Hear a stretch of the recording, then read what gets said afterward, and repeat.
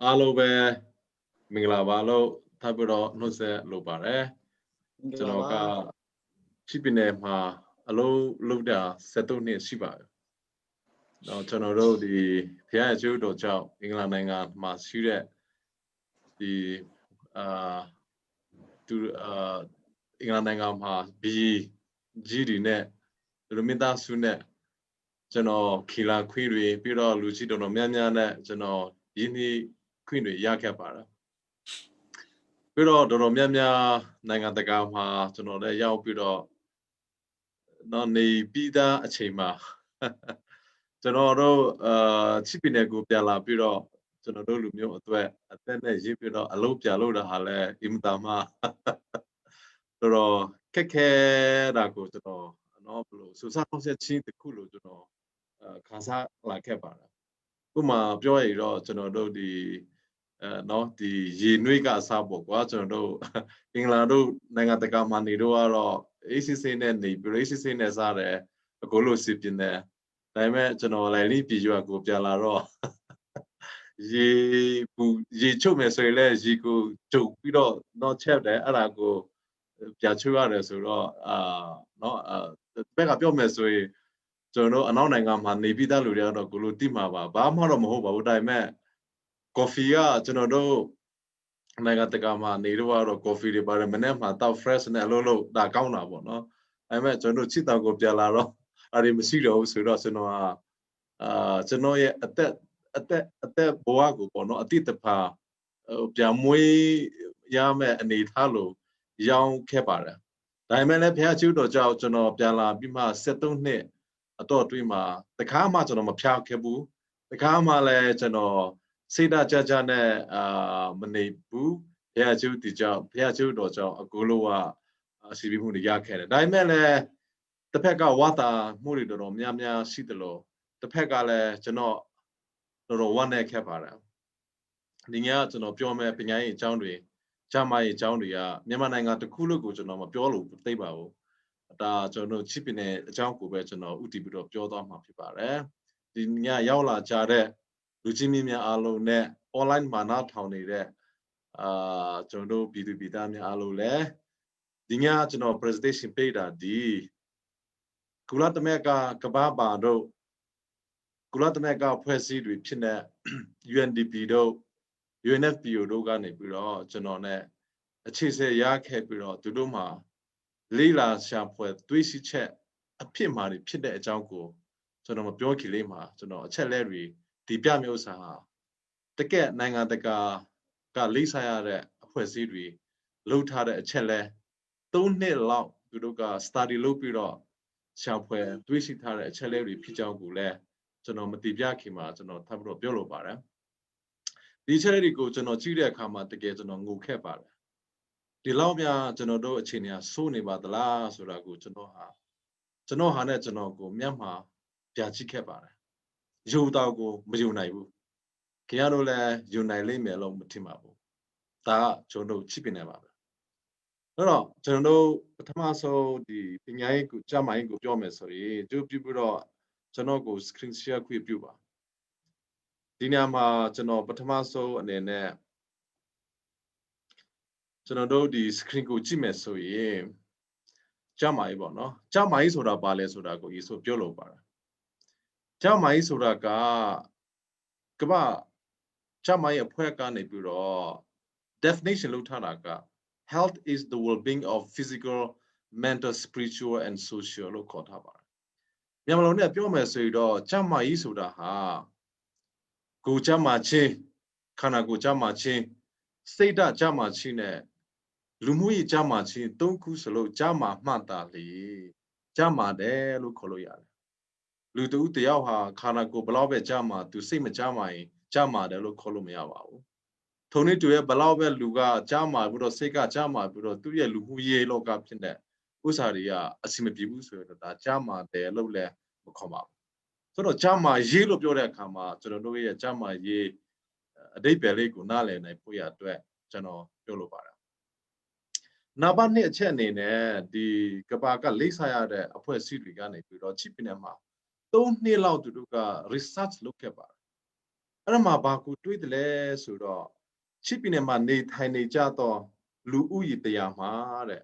80%ဟာ under poverty line below poverty line BPL မှာရှိတယ်ဒါတော့ခင်ဗျလက်ခါချင်းနေဖြစ်စေလက်မခါချင်းနေဖြစ်စေအဲ့ဒါအမှားတရားဖြစ်တယ်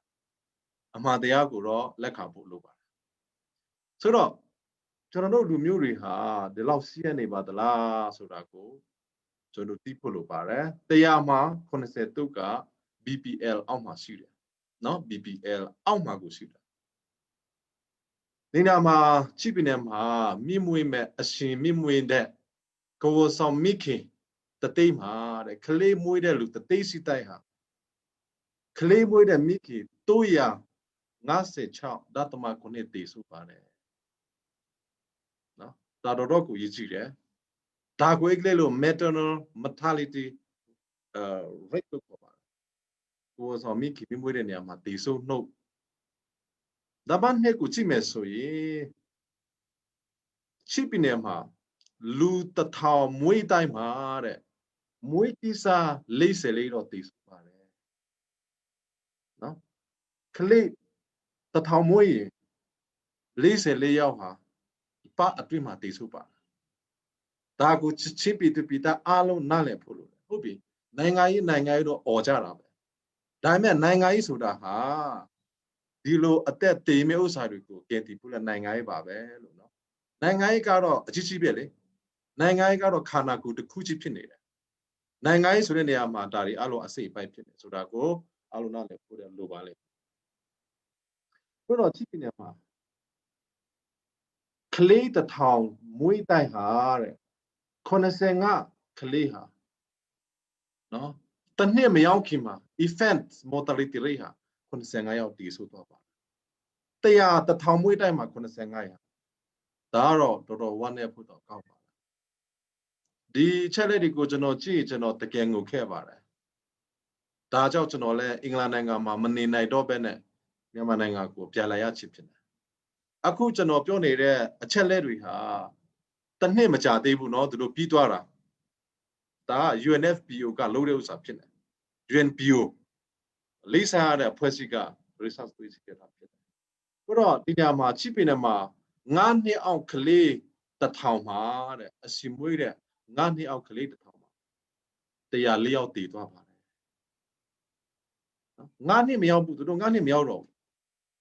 ဒါကိုစုစုပေါင်းလိုက်ရေဒီမှာကြည့်ပါဦးနော်တို့ချစ်ပင်မှာတစ်နှစ်ဆိုရင်ကလေးက1000ကျော်မွေးတယ်ဒါကတော့ကျွန်တော်တို့ဒီတိုင်းတွားခမှလို့ရတယ်လူဦးရေ9သိန်းမှာ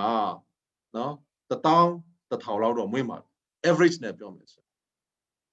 အဲ့နေရာမှာ90နှစ်တိုင်းမှာ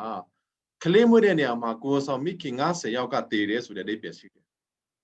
ဒါကိုလေ့လာပြီးတော့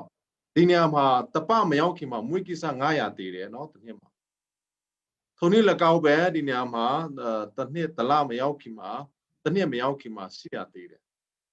9နှစ်မရောက်ခင်မှာ1200တည်တယ်1200နော်တော်တော်ကို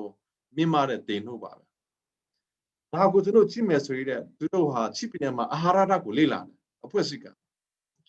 ဘာတွေ့တယ်လဲဆိုရင်ချစ်ပြည်နယ်မှာ9နှစ်အောက်ကလေးတွေမှာတဲ့100မှာ40တယောက်ဟာသူတို့မှာတဲ့ starting ဖြစ်နေတယ်တဲ့အဓိပ္ပာယ်ကတော့သူတို့ရဲ့ဥနှောက်ဖွံ့ဖြိုးမှုတွေခန္ဓာကိုယ်ဖွံ့ဖြိုးမှုတွေဟာဖွံ့ဖြိုးတဲ့လောက်မဖွံ့ဖြိုးနိုင်တော့ပါဘူးဆိုတဲ့အဓိပ္ပာယ်ရှိပါတယ်100မှာ40တယောက်ဒါတော့မငိုရီတော့ဘာအတွက်ငိုရတော့မလဲအဓိပ္ပာယ်ကအဲ့လိုရှိနေထုံနည်း၎င်းပဲကျွန်တော်တို့100မှာ3.2ယောက်ကတဲ့သူတို့ရဲ့ကြီးထွားမှုဒါမကားပဲနဲ့သူတို့ခန္ဓာကိုယ်အစိတ်အပိုင်းတစ်ခုကထွေးချက်ဖြစ်တဲ့အဖြစ်ကို malnutrition အာဟာရချို့တက်နေတယ်100မှာ16ယောက်.5ရာခိုင်နှုန်းဟာ underweight သူတို့ဒီအလေးချိန်မပြည့်ဘူးဖြစ်နေတယ်စုစုပေါင်းကိုကြည့်လိုက်မယ်ဆိုရင်60.9ရာခိုင်နှုန်းနော်100မှာ60တယောက်နိပါကအာဟာရချုပ်တဲ့ကလေးတွေဖြစ်နေတာကိုချစ်ပြနေမှာတွေ့ရပါတယ် ကာကွယ်စိတ်ကိုကြည့်တဲ့အခါမှာ Tayama. Nase to Yobe, Kalibika, Gakwesi, a cheka, Gakwesiku, 2 night. Gakwesi mano, send a mule of shooter. Send the jail out to Yame. A cheka Suragaro, Tochila, good enough, Yochina. The get a cheka, basic. Dantamacule, Tayama, Nase to Yobe, 2 night, Pido, Kaleri. Ja, Lisa Konyagaro, Gakwesi. Put out in Yama, Kaleri Tama. Kalate Yama Chipinema. Lace and knit that mato yoga or 3 ane yoga sidaku 3 yama. Yama lace 2 yoga 3 ane yoga 3 yama. Ahara chute niludo dado mutusapa. Dila ahara chute maro 3 abeas lamale. Sasaga ladale. Lulo de Sasako Masana Busu de Depe. Put up a mute medium bar a yaute yama. Those and I out the those shit that among I out the 3 ane nida 3 yama. Miss that a muta yet that poichi. That they shape in it. No, that they shape in it. Miss Dinamato Chime so ye. Chasaga alu tide taibo no. Eat rela lumurica. Egypt nangama. Jacob mita suri. Conasejo beton. Egypt nangama to look at Leia nipon near kama. Lu Conaseka, Lu Te Conase Pilara Butoyaba. Chipine Mato Chidwinada, Benecha Bila. Ne Leia Tedo Miare, to not Daro, Mejigo, Yalu Mamatalo, Mamalo Miam, Amana. Chipine Mato, Nipo Chaya Conea Sia Lao Chico, Nepidale, Pipale. Dime a cool Louis Kujiba to no Chin Ujile, not a best. Bajole. They know what the law me marago, Dago 3 tap for the low. Dago Chono Haneto do Nale put a chitambi, Miss Widow Chitambi. Le Pipiro Chilumiano. Dago Chono Machina Elochono, England Angama, Nina Yetane, Chipinego, Jalaya Chile, Pipare. No, Daro do Ichida. Chipine ye, Chama ye, a Chinego Chimesoy. Dinama Chanoduka, Chipinema. Pitu say yoga, mute the Kuma, the Kube Suge, Ara go Kubono. Pero, Tine say yoga, Nase Suge. Dinama Falama Balausi de Golopia Baby, no? Dinama Maternal and Child Health Department, go Kube Suge. Dinama Rural Health Center, Sister Desuge. Pero, Dinama Sub Rural Health Center, Toya, those at Desuge. Pero chipin here, Louis Gucci, a kuna of your Ngate, Natal, Chowya, goose and I obviously. A cool loss and chipping. Chipping and Matano Nila, Nipo Sia, Lao Chipino. Louis got the lower suit, the Sanchiba. They so no domiman. They so no domiman. Eat Rayla Musica, Ijima, Lucon Sabetuare. Ne lay on a bit of Jatra Kama, Louis got take on a cell of Sinida go to Yabale. Bapilo Jono Chinwika, chipping and manada, ha. Nipo Sia, Lao Sipido, Louiga, not the job as Dagaro, Chi Mutamia Alu yet, Sisa Tinda achieve. Pero Jonoha, Dima, chipping and ma pinade, Jonodo yet, Hosaku Jime, so ye, Canale Genoa. Dinama chipping ye, Doubtari Guchime, so Neaka, Nea the set Chowsida. Dinama Sia was Sida, Goose Chowsida, Lila de Neaka. They are the answer. The answer is it. Twelve as ya woka Sechonia, the same obviously the Leo Lilani there. Nas Mariga, the town, Nasema, the town Nase Niama, Naya, those and I obviously budo, Lea Goose and Nayaga, Lilani. Isiniaga Seurima, Nase Chayo Niama, Toy obviously budo, Nase Toga Lilani. The cha you want Tariga, Jamai Tanama, Neaga the town and the Sibiro. Nea Pitaraga, Naya the set the Sibiro. ဒီလာတဲ့နေရာက600 500နဲ့16ပဲရှိနေတယ်ဆိုတော့စုစုပေါင်းနေရာ2290ရှိမှာဖြစ်တဲ့နေရာက1159ယောက်ဖြစ်ပြီးတော့ဒီလာတဲ့နေရာက1140ရှိဝါထမရှိဘူးဖြစ်နေတယ်ဒီ1140ရှိယောက်ကိုအများဆုံးရှိပြည်နယ်မှာကျွန်တော်တို့ဒီလာတဲ့နေရာမှာကျမကြီးဝจิဌာနဘက်ကနေပြီးတော့ဖြစ်ဖို့တော့အများလုံးနေပါဒီလောက်တေဆုနှုတ်တွေမြင်မတဲ့အချိန်ပြီးတော့ချိပြည်နယ်ရဲ့ budget ကိုကြည့်တဲ့အခါမှာအမေရိကန်ဒေါ်လာနဲ့စုစုပေါင်းက30ကျော်ပဲရှိတယ်30ကျော်ကတော့မိတ်ဆွေတို့ပြောရင်နည်းနည်းလေးပဲဖြစ်ပါတယ်လို့နော်နည်းနည်းလေးပဲဖြစ်ပါတယ်အဲ့တော့ now slide ကိုကြည့်မယ်ဆိုရင်ကျွန်တော်တို့ now slide ကိုကြည့်မယ်ဆိုရင်အဲ့နေရာမှာကျွန်တော်ဘာတွေ့တယ်လဲဆိုရင် now slide မှာကျွန်တော်တွေ့ရတာကကျွန်တော်လွယ်ခဲ့တဲ့73နှစ်မှာဘာလုပ်ခဲ့တယ်လဲကျွန်တော်လွယ်ခဲ့တဲ့73နှစ်မှာရွာပေါင်း953ဒီမှာရခိုင်ပြည်နယ်ကရွာလဲပါတယ်စီကနေပြီးတော့ကြမိုင်လို့တာပေါင်း985ယောက်ကိုကျွန်တော်6လတည်တာပေးခဲ့ပါအဲ့မှာကျွန်တော်ဒီမိကလေးမွေးမဲ့ကိုရိုးရလက်တဲ့တွေ200ကိုကျွန်တော်တည်တာပေးခဲ့ပါတယ်စုစုပေါင်း1000ကျော်ပေါ့ဒီနေရာမှာ1200စိတ်ထုံးနဲ့လိုအပ်တဲ့စိတ်ကရိယာကိုကျွန်တော်ဖြတ်ဝေပေးနိုင်ခဲ့ပါတယ်ပြီးတော့အမျိုးသမီး9000အတွက်ကိုဝန်ဆောင်မိခင်နဲ့နှုတ်တိုင်းမိခင်9000အတွက်ဗီတာမင်အပု9000တပုမှာအလို့400ပါတဲ့ဗီတာမင် supplement ကိုကျွန်တော်အမျိုးသမီး9000ကိုကျွန်တော်ဖြတ်ဝေပေးနိုင်ခဲ့ပါတယ်ပြီးတော့ဒီနေရာမှာအမျိုးသမီးကိုဝန်ဆောင်မိခင်9000အတွက်ကိုဝန်ဆောင်မိခင်များတိုးဆွဲတဲ့ PC 15မျိုးပါဝေတဲ့ safe delivery kit ကိုကျွန်တော်ကိုဝန်ဆောင်မိခင်9000စီကိုကျွန်တော်ပို့ပေးနိုင်ခဲ့ပါတယ်ဒါအကိုလို့ကအခမဲ့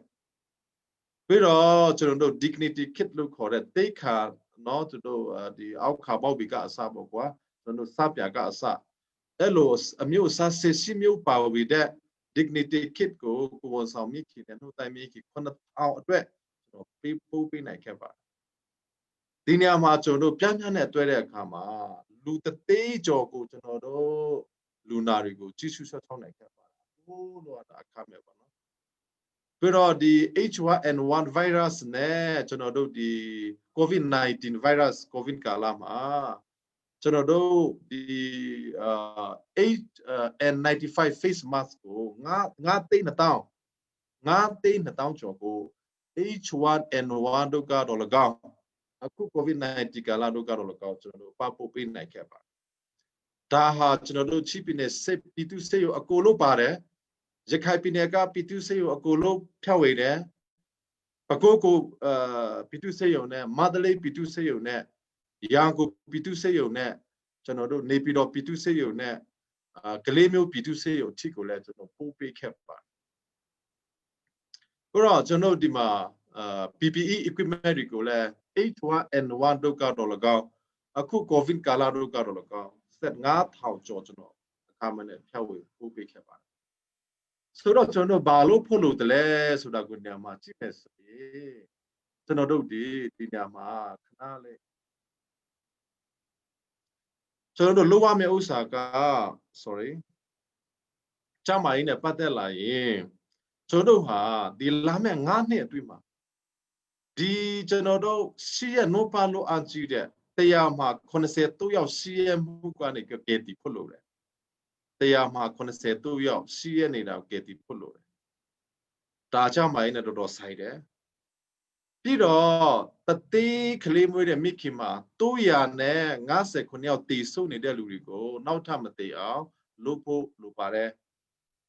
ပြီးတော့မွေးကိစ္စကလေး1000မွေးတိုင်းမှာ44ယောက်တည်နေတာကိုရပ်တဖို့လိုပါတယ်ဒါတွေကတော့နိဗျူဟာဆွဲပြီးတော့လိုရမယ့်ဥစ္စာတွေဖြစ်ပါတယ်ဟိုဒီညမှာကြည့်မယ်ဆိုရင်ကလေးအစီမွေးလာတဲ့1000မှာနော်သူတို့ကတနှစ်မပြည့်ခင်မှာတီဆုနှုတ်ကမိမလုံးအားရှိတယ်85ယောက်ဖြစ်နေတယ်ဒါကိုစောချဖို့လိုပါတယ်ထိုနည်း၎င်းပဲ9နှစ်အောက်ကလေးတွေမှာ1000မှာ တရား၄ယောက်ဟာတည်နေတာကိုကျွန်တော်ဟာမဖြစ်အောင်ကြိုးတီးကာကွယ်ဖို့လိုပါတယ်ပြီးတော့ဒီနေရာမှာကျွန်တော်တို့ဒီအထူးတစ်ဖြစ်ကျွန်တော်ဒီ malnutrition လို့ခေါ်တဲ့ဒီ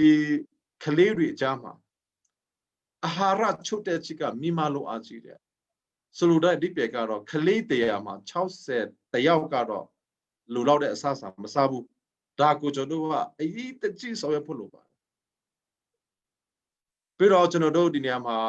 ကလေးပါပဲဒါလဲတရားမှာ43ယောက်နေပါက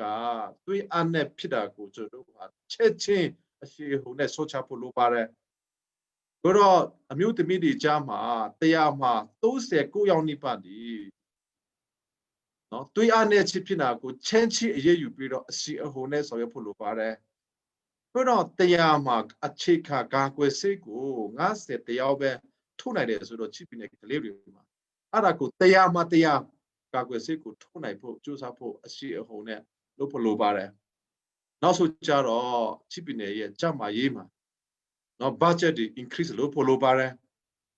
ဒီနေရာမှာကျွန်တော် connection လို့ရေးထားပါတယ်ဒါတွေအားလုံးကတော့အခုန Dr. Peter ပြောထားတဲ့အတိုင်းကျွန်တော်တို့ဟာ connection တွေ affiliation တွေ America တက္ကသိုလ်တို့အင်္ဂလန်နိုင်ငံစိတ်တက္ကသိုလ်တို့ဆရာဝန်ကြီးတို့ Australia နိုင်ငံမှာစိတ်တက္ကသိုလ်တို့အများကြီးကျွန်တော်ခြေဆက်စီးပြီးသားပဲမြန်မာနိုင်ငံမှာ WHO နဲ့လဲကျွန်တော်မြန်မာနိုင်ငံဆိုင်ရာ WHO အကြီးအကဲနဲ့လဲကျွန်တော်မိတ်ဆွေပဲအကူလောကဒါကို COVID-19 ကာလနဲ့အတူဆောင်ရွက်ဖို့လိုပါတယ်ပြီးတော့ကျွန်တော်တို့နောက်ဆုတ်ကြရတော့ဒီမှာဘာလို့ရမလဲဆိုတာရေးထားပါတယ်အတူချုပ်နေ build staff capacity ချိပင်းထဲမှာရှိတဲ့အခုနဆရာမတွေနော်ဆရာဝန်မတွေနတ်စမတွေစုစုပေါင်းဝါထိုင်ရက1149ယောက်လိလနေတာကိုချင်းချင်းဖြစ်ဖို့လိုပါတယ်သူတို့ကိုကျွန်တော်တို့ဟာစေယုဒီကအစ staff တွေကအစအကုန်လုံးကိုပြန်လည်ပြုပြင်ပြီးတော့သူတို့ကို capacity building လုပ်ပေးဖို့လိုပါတယ်ပြောချင်တာကတော့အမေရိကစိတ်တက်ကတူတို့ဥပမာပေါ့နော်ကျွန်တော်တို့ဒီဩစတြေးလျမှာရှိတဲ့ဆရာဝန်ကြီးတွေတော်များများကချိပီနေကိုလာဖို့အများကြီးရှိပြီးသားပဲသူတို့လာနိုင်အောင်ကိုကျွန်တော်ပြည်ထောင်စုအစိုးရနဲ့ဆွေးနွေးဖို့လိုပါတယ်ပြီးတော့ဒီနေရာမှာ develop the facility ကျွန်တော်စေဒီကိုလည်းအများဆုံးနဲ့ facility တကယ် startup ဖြစ်အောင်လုပ်ဖို့လိုပါတယ်ပြီးတော့ဒီမှာအနောက်ဆုံးကတော့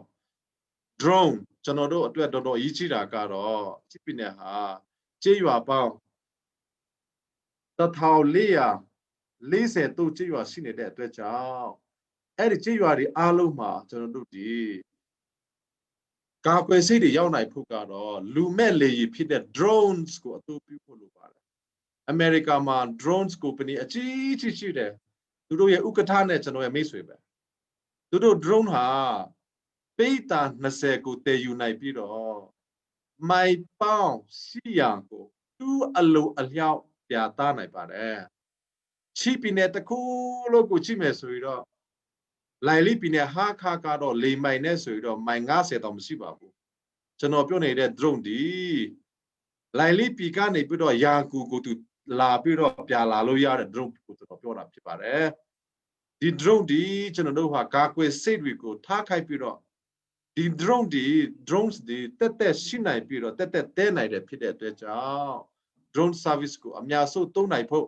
ကျွန်တော်တို့လိုပါတယ်ပြီးတော့ telehealth လို့ခေါ်တဲ့ကျေးရွာတိုင်းမှာကျွန်တော်တို့ဒီ telehealth unit ကိုထားပြီးတော့ telehealth unit မှာတစ်စိတ်ကျွန်တော်တို့ဟာတိုင်းနယ်စေယုံနဲ့ပြည်နယ်စေယုံဒီနဲ့ကိုမြို့စေယုံဒီနဲ့ကိုကကျွန်တော်တို့ဟာရွာ1400အားလုံးကိုဒီ telehealth ကိုအသုံးပြုပြီးတော့ချက်ချင်းဆောင်ရွက်ဖို့လိုပါတယ်နောက်ကြတော့ကျွန်တော်တို့ဒီနေရာမှာ mobile health လို့ခေါ်တဲ့အခုခေတ်ကတော့ chip ပြည်နယ်မှာ mobile phone လဲအခုလို့ရကြပြီစီးကြပြီဆိုတော့ mobile phone ကိုအသုံးပြုပြီးတော့ mobile phone မှာကျွန်တော်တို့ဟာ application တွေအခုက ultrasound ဆိုပြီးတော့စေယုံမှာ hospital မှာရိုက်နေစရာမလိုတော့ပါဘူးလို့အမေရိကပြည်ထောင်စုမှာရှိတဲ့ New York မြို့မှာရှိတဲ့ corner စိတ်တက်ကတူကြီးနဲ့ကျွန်တော်စကားအကြည့်ကြည့်ပြောခဲ့ပါပြီသူတို့မှာ mobile health ရှိပြီးတော့ mobile phone မှာတစ်ဆင့် ultrasound တွေရိုက်လို့ရပါပြီလို့ဒါတွေကိုလည်းချစ်ပြီးတော့တူးတင်ပါပြီအခြေတက်တာပါပြီနောက်ဆုံးကြတော့ကျွန်တော်တို့ဟာ air ambulance လို့ခေါ်တဲ့မြို့နယ်တိုင်းမှာလေဆိပ်တော့ရှိကိုစီရတော့မယ်အဲ့ဒီလေဆိပ်ကိုအသုံးပြုပြီးတော့ air ambulance အမေရိကန်မှာရှိတဲ့အဖွဲ့အစည်းအကြီးကကျွန်တော်တို့မြန်မာနိုင်ငံအတွက်ကိုလေနှစ်စစ်လူဖို့အစစ်တင်ပါပဲကျွန်တော်တို့လည်းပြောပြတာမကက်ဘူးတကယ်ပြောတာကမကက်ဘူးဒါပေမဲ့လည်းသူတို့မှလေဆိပ်ရှိဖို့လိုပါတယ် air ambulance ရှိနိုင်ဖို့ပြီးတော့နောက်ဆုံးကြတော့ကျွန်တော်တို့ဟာစာတီကျောင်းတွေချိပင်ကစာတီကျောင်းတွေဖျားကျောင်းကအစကျမရေးပညာပေးတွေကိုချင်းဘာသာစကားလို့ရေးပြီးတော့ပြောဖို့လိုပါတယ်အခုကညက်ပြယောဂါကြောင့်ကိုပြောမယ်ဆိုချိလို့မရှိဘူးလေအခုကဝါရှောဝါပြကိုပြောမယ်ချိလို့မရှိဘူးလေဘယ်သူကနားလည်နိုင်မလဲအခု COVID-19 ဆိုရင်လေချင်းဘာသာစကားလို့ COVID-19 အကြောင်းမရှိပါဘူးဒါတော့ပဲရေးကြည့်ပါတယ်လို့ဒါကြောင့်မလို့ချင်းဘာသာစကားစစ်တဲ့မြတ်တိုက်ကိုကျွန်တော်ဟာကျမရေးပညာပေးကို leaflet poster လုပ်ပြီးတော့ကျွန်တော်ဟာစာတီကျောင်းတွေဖျားကျောင်းတွေကိုလည်းချပြဖို့လိုပါတယ်ပြီးတော့ mobile phone မှာပဲအဲ့ဒီကျမရေးပညာပေးတွေကိုချင်းဘာသာစကားလို့ application တွေလုပ်ပြီးတော့သူခေါက်စီလိုက်ထည့်ပေးဖို့လိုပါတယ်ပြီးတော့ချစ်ပြည်နယ်မှာဘာသာစကားက53မျိုးရှိတယ်ဆိုရင်တိုင်းတာဘာသာစကားကအဲ့ဒီ53မျိုးနဲ့ radio station TV station ကိုလုပ်ပြီးတော့အဲ့ဒါကိုအားလုံးမှာကျမရေးအကြောင်းကိုနေညာမရွေ့ပညာပေးအကြောင်းကိုသူတို့ဘာသာစကားလို့သူတို့ TV သူတို့ radio မှာပြောဖို့လိုပါတယ်ပြီးတော့နောက်ဆုံးကြတော့ချီးပြည်နယ်မြို့နယ်ကိုခုတိုင်းမှာ ambulance unit ကို mobilize လုပ်ဖို့လိုပါတယ်အောက်ခြေမှာမော်တော်ကားနဲ့ ambulance လုပ်မယ်ကောင်းကင်မှာ air ambulance နဲ့ကျွန်တော်ဟာအရေးပေါ်လူနာရှိရလုပ်မယ်လိုအပ်လို့ချင်တာကတော့ကျွန်တော်တို့ဒီလေဆိပ်တွေမှာပေါ့ချီးပြည်နယ်မှာလေဆိပ်ကကိုခုရှိလာမယ်ဆိုရင်အဲ့လေဆိပ်နဲ့အနီးဆုံးမှာလူနာကိုမော်တော် ambulance နဲ့ပို့မယ်လေယာဉ်နဲ့ကိုကမတ်လေဆိပ်ကဘလောက်ဝဲလို့လဲလေယာဉ်နဲ့ကမိနစ်40ပဲလေမိနစ်40အတွင်းအဲ့လူနာကိုကျွန်တော်တို့ဟာမန္တလေးပြည်သူ့ဆေးရုံကိုပြစ်စစ်လို့ရပြီဆိုတဲ့အတိတ်ပဲရှိပါတယ်လို့ဆိုဒါရီအားလုံးဟာချီးပြည်နယ်ရဲ့ကျမ်းမာရေးအကြောင်းကိုကျွန်တော်ပြောလို့တာဖြစ်တယ်နောက်ဆုံးကြတော့ကျွန်တော်တို့ဒီပြောနေလို့စာတွေကများလို့တယ်ဆိုတော့ကျမ်းမာရေးလည်းပါတယ်ပညာရေးလည်းပါတယ်ဆိုတော့ဒီလောက်ပဲကျွန်တော်ကျမ်းမာရေးနဲ့ပတ်သက်ပြီးတော့ပြောလို့ပါတယ်အခုနကျွန်တော်ပြောသလိုကျွန်တော်ဟာအခု drones တွေနော်အခု telehealth တွေအခု air ambulance တွေအခု mobile health တွေကိုကျွန်တော်ပြောတယ်ဒါနောက်ဆုံး technology တွေဖြစ်ပေမဲ့လည်းရှိပြည်နယ်မှာဒါတွေဟာရှိနိုင်တဲ့အနေအထားကိုကျွန်တော်တွေ့ပါတယ်ကျွန်တော်တို့မှာ connection ရှိပြီးသားဥမာပေါ့နော် Australia မှာပြည်နယ်တစ်ခုဖြစ်တဲ့ Queensland ပြည်နယ်ဒါ Australia နိုင်ငံမှာပြည်နယ်အကြီးကြီးတစ်ခုဖြစ်နေ Queensland ပြည်နယ်ကကျမရေးဝကြီးဌာနကနေပြီးတော့ကျွန်တော်ကိုကလာခဲ့ပါတယ်အမေရိကန်မှာသူတို့လူကြီးကကယ်လီဖိုးနီးယားမှာသူနဲ့ကျွန်တော်နဲ့တွေ့တယ်အဲ့မှာဘာပြောတယ်လဲဆိုရင်လို့အမေရိကန်ဒေါ်လာနဲ့10 million 30တာဖို့ရှိတယ် telehealth system တွေကိုကျွန်တော်တို့ Queensland ပြည်နယ်မှာရှိတယ်လို့ကျွန်တော်က Queensland ပြည်နယ်မှာကျမရေးညွှန်ကြားမှုချုပ်လုပ်ခဲ့တော့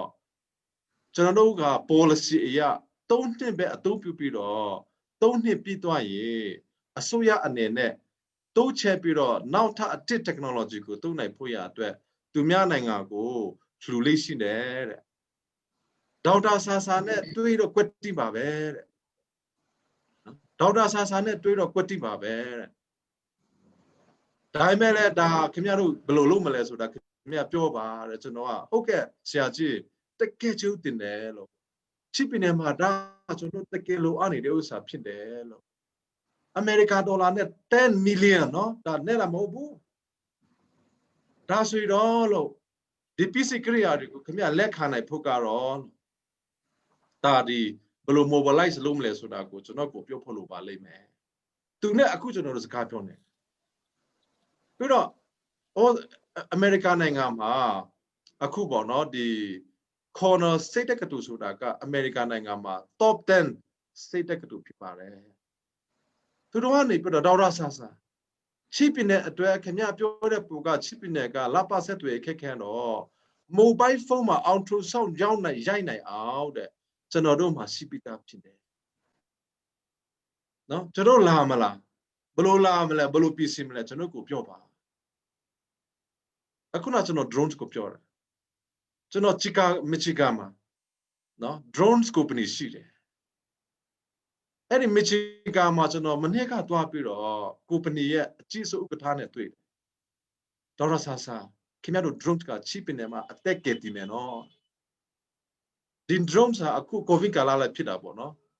covid test kit ကအခုရကုန်မှာပဲရှိတယ်ကွာပြောရတော့နော် cheap နေမှာသိမရောက်ဘူး covid support ကိုကျွန်တော်က drone ကိုတူပြီးတော့ cheap နေရွာကနေပြီးတော့ရကုန်မြို့ကိုပို့လို့မရဘူးလားရပါတယ်အခုကျွန်တော်ပြောနေတာဟာစိတ်ကူးရေလောကမဟုတ်တော့ကျွန်တော်အကောက်ထဲပေါ်နိုင်တဲ့လောကပဲဖြစ်ပါဒါပေမဲ့လည်းမိတ်ဆွေတို့တခုတော့စဉ်းစားဖို့လို့ဒါတွေအားလုံးလုံးပိုင်ခွိကပဲမှရှိတယ်လားချင်းပြည်နယ်အစိုးရမှာမရှိဘူးဒီထောင်စုအစိုးရလို့ပြောတဲ့အခါမှာကျွန်တော်အခုကမဲဆွေနေတာလည်းမဟုတ်ပါကျွန်တော်ကပါတီနိုင်ငံရေးကိုလုပ်တဲ့လူလည်းမဟုတ်ပါကျွန်တော်အသက်တစ်ချောင်းကိုကျွန်တော်ဟာအသက်ကိုရင့်ပြတော့ချစ်ပြည်နယ်အတွက်လှုပ်ခဲ့တယ်ဆိုတာတော့ချစ်ပြည်နယ် B2B သားတွေအားလုံးတိပိတာဖြစ်ပါကျွန်တော်ဟာနဲ့ကျွန်တော်မိတ်ဆက်ဆရာမလို့တော့ပါဘူးတကယ်တော့ကျွန်တော်လာတာမှနေနိုင်တယ်လာတာမှကျွန်တော်အခြေချပြီးတော့ AACC စားတောင်းလုပ်ကြလို့ရပါတယ်ချစ်ပြည်နယ်ကိုပြလာပြီးတော့73နှစ်တိုင်နော်တောသားပြဖြစ်တဲ့ဘဝကပါလဲဆိုတော့ကျွန်တော်ချစ်ပြည်နယ်ကိုချစ်လို့ကြည့်လို့ပါကျွန်တော်ရဲ့နိုင်ငံကိုကျွန်တော်တာဖို့ထားလို့ကြည့်လို့အသက်နဲ့ရေးပြီးတော့လုပ်နေတာဒါကြောင့်မလို့အခုနောက်ဥစ္စာတွေလုပ်နိုင်ဖို့ကပြည်ထောင်စုအစိုးရနဲ့တိုင်ပြီးဖို့လိုပါတယ်အားလို့တည်တဲ့အတိုင်းပဲနိုင်ငံရေးလို့ပြောတဲ့အခါမှာနိုင်ငံရေးကတော့ခန္ဓာကိုယ်လိုပါပဲခန္ဓာကိုယ်တစ်ခုပါခန္ဓာကိုယ်မှာမျက်စိရှိတယ်နှာခေါင်းရှိတယ်ပစရှိတယ်နားရှိတယ်တစ်ခုနဲ့တစ်ခုမတူဘူးเนาะနှလုံးရှိတယ်အဆုပ်ရှိတယ်အစာရည်ရှိတယ်ဒါရီကအားလို့ကမတူညီတဲ့တီးရှုတွေကဖွဲ့စည်းထားပါတယ်လို့เนาะအဲ့ဒီမတူညီတဲ့တီးရှုတွေကမတူညီတဲ့ရည်တွဲလို့မရတဲ့ cell တွေနဲ့ဖွဲ့စည်းထားတဲ့တီးရှုတွေပါပဲထုံနည်းတူပဲကျွန်တော်တို့နိုင်ငံရေးလို့ပြောတဲ့အခါမှာလဲနိုင်ငံရေးမှာပညာရေးကနိုင်ငံရေးလက်အောက်ခံနိုင်ငံရေးအစိပ်ပိုင်းကျန်းမာရေးကနိုင်ငံရေးအစိပ်ပိုင်းလူမှုရေးကနိုင်ငံရေးအစိပ်ပိုင်းအမျိုးသားရေးကလည်းနိုင်ငံရေးအစိပ်ပိုင်းနော်အကိုလို့ကနိုင်ငံရေးခန္ဓာကိုယ်ကြီးရဲ့အစိပ်ပိုင်းတွေဖြစ်တယ်တစ်ဖက်ကပြောမယ်ဆိုရင်ဖက်ဒရယ်ရစီရေးနော်ကျွန်တော်တို့ဒီဖက်ဘာလဲအခြေခံဥပဒေပြုပြင်ပြောင်းလဲရေးပြီးတော့ကျွန်တော်တို့အမျိုးသားရေးချစီရေးဒါတွေအားလုံးကလူတိုင်းပါလို့မရပါဘူးလို့အားလုံးသိပါ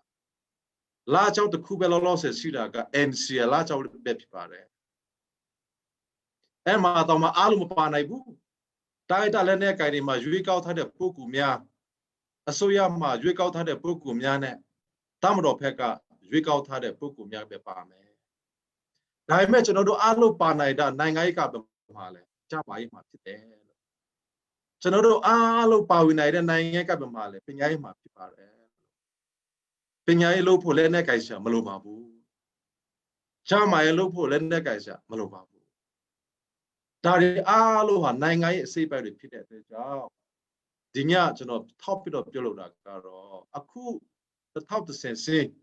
ဖွဲ့စည်းပုံအခြေခံဥပဒေမပြောင်းလဲနိုင်မချင်းပြည်နယ်မှာလုပ်ပိုင်ခွင့်မရှိဘူးနည်းနည်းလေးပဲရှိကျွန်တော်တို့ဘယ်တော့အခါမှတိုင်းသားပါသူတွေကပြည်ထောင်စုအစိုးရကိုဖွဲ့နိုင်မဲ့အနေအထားမရှိတဲ့အတွက်ကြောင့်ပြည်ထောင်စုအစိုးရကိုဖွဲ့နိုင်ပြီးတော့အခုနကျွန်တော်ပြောနေတဲ့ဥစ္စာကို deliver လုပ်နိုင်မဲ့ပြည်ထောင်စုအစိုးရမှာကျွန်တော်တို့ဟာပါဝင်ဖို့လိုပါတယ်ကျွန်တော်တို့ချင်းတွေအားလုံးဟာပြည်ထောင်စုအစိုးရဖွဲ့စည်းမှာ